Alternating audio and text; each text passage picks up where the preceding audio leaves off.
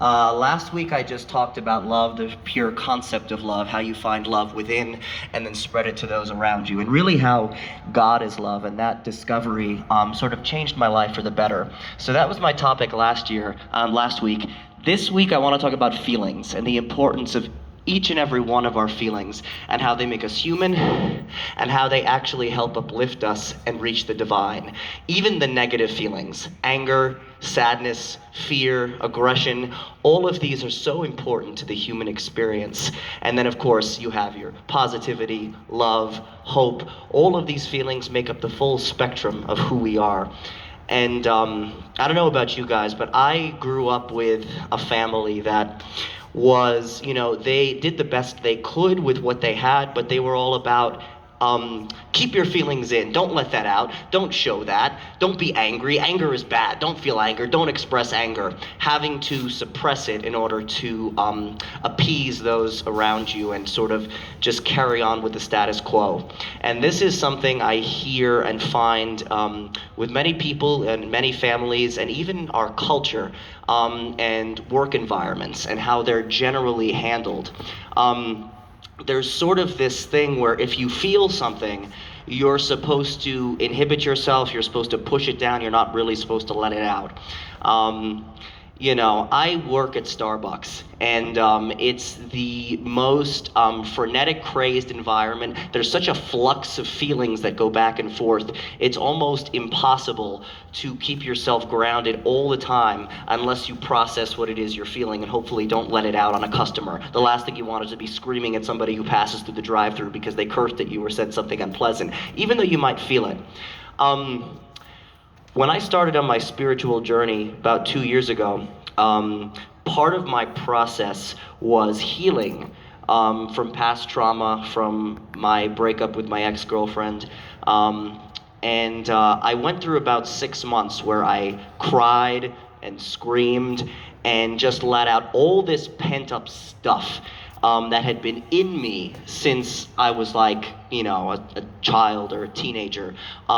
Literally, I lived in New York, I grew up in New York, and I went out to the pier every night, like South Street Seaport, and I was like 2 a.m, and I would just cry and bawl my eyes out and shout and picture people who I had all this anger at, my mother, my father, friends, whatever.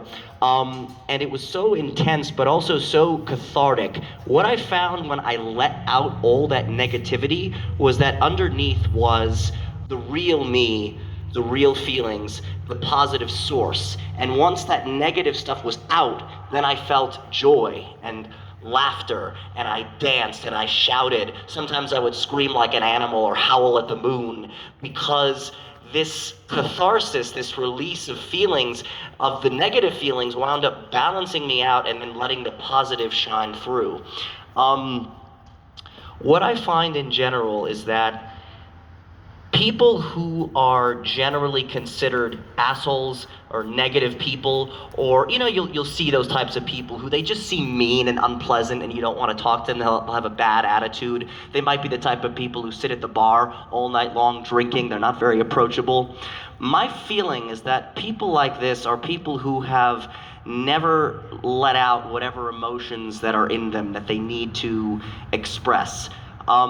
And I think especially if you're a man, you're sort of conditioned to believe that you shouldn't let out emotions, that you should keep them in. Especially crying, right? It's like considered an unmanly thing to do. And like, man, I love crying. I cry all the time. It's so it's just the best feeling to cry, let stuff out. And I'm happy to say that what I described, that 6-month period, it's not that intense for me anymore, but I still do cry fairly regularly, and I feel so good once I do. It's so healthy. And these people who are so cranky, who have a generally pessimistic outlook on life, my feeling is that they never let out that stuff that you're supposed to let out. When we are sad, we are supposed to cry. When we are angry, we are supposed to shout and scream.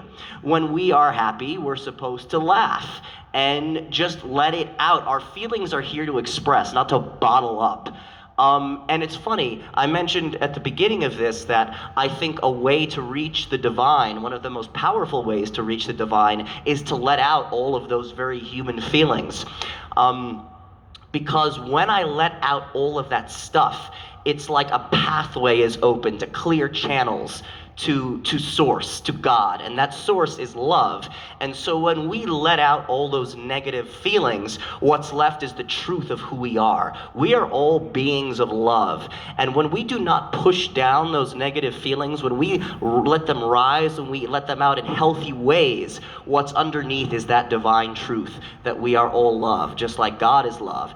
And the reason I am generally a very happy, optimistic person is because I let out all that stuff. People have said this to me. People I meet around here have said to me, like, how are you always in a good mood? It's because I'm not always in a good mood. Sometimes I'm in a bad mood, but when I feel those negative feelings, I recognize them as not me. They're just something I'm feeling, something I'm going through, and I'm not going to take that out on someone because I'm going to keep in mind, I feel really pissy right now. So what I'm gonna do is I'm not gonna show that, I'm not gonna shout at someone, but I am gonna find some time later on to go into a back lot somewhere and scream my head off until I feel good again. So what I'm saying is there are healthy ways to let stuff out. And I encourage each and every one of you to never be afraid to show what you feel, to never feel like you have to push it down in order to be accepted. You know, I would not encourage screaming at people and attacking people and that's letting things out in unhealthy ways, of course. But find a quiet space, let out what you need to, let out all that raw emotion rip through, and I guarantee you what you'll find underneath after it's all out is such a sense of peace. And once you feel that, then you'll find that you want to be happy and that you want to be nice and kind to everyone, because that's the truth of who you are. And I believe that's the truth of who we all are.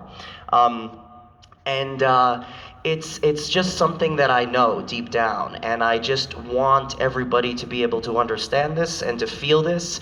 Like tonight, there was the emotional moment where we spoke about someone who passed away. This person, Kevin, and someone in the audience I saw was crying, and it was people were going to comfort her, and it was just a wonderful moment. That's real. That's really letting out something. That's feeling. That's compassion. It's funny. Sometimes I will be out somewhere, and if I really need to let out something strong, grief, I don't want to bother like my neighbors, so I'll just go somewhere where no one's around and I'll let it all out. It's funny, occasionally if I do that, someone will come up to me and be like, "Are you okay? Is something wrong? Do I need to call the cops?" Like in the worst of circumstances. And it's so funny how people hear a loud expression of emotions and they think there's something wrong. They think that they need to intervene and stop. And I always get annoyed when that happens. I'm like, no, leave me alone, just let me cry. Like, go away. Let me cry, I'll let it out, and then I'll feel better. So I just think that people have the wrong response to negative emotions, and that we as people should be allowed to express them fully, and as much as we need to. And again, once we do, we'll feel balanced, we'll feel better. And that, to me, is the road to a more peaceful, loving society. Instead of feeling like I don't want to let something out because it might bother someone else, imagine a world in which it's normal to hear someone next door screaming and crying, and you're like, oh, they're just letting stuff out in a healthy way. It's cool. I'm going to do that too. And, I think sometimes it would be great if, like, places like there's something called like a scream room or a cry room, where if you're having a bad day, you can just go into this room and even pay to use it for an hour or two and just let stuff out, and then you can go about the rest of your day and feel more balance. I actually would do that. I would use like an artist studio where people are supposed to go to rehearse, and typically to act or something, but I would use it as a way to cry and scream and let out all this stuff. And I remember I would do that fairly frequently, and at this was at a studio in New York, and the guy who worked there, he heard me and he said, "I think that's awesome what you're doing. You're just letting stuff out instead of pushing it down or getting yourself drunk. More people should do that." So, he appreciated it, and I just think that this is something that people should be more open to in general, because when we let out all of this stuff, we are being our true selves, and there's nothing better to create a more sort of well-rounded, peaceful, and uplifted society than to let out the full spectrum of our human emotions and who we are. And in fact, I have a project for tonight. I'm just gonna sign off in a little bit, but my uncle is one of these extremely crabby, cranky people who has the most jaded worldview possible. And it's very hard to get through to him, but I think I'm now feeling inspired to go and poke and prod him and get him to shout and cry a little bit and see if he'll come around. So wish me luck with that, and have a beautiful night, and I love you all, and let out all those feelings. Don't be afraid. Take care. Good luck.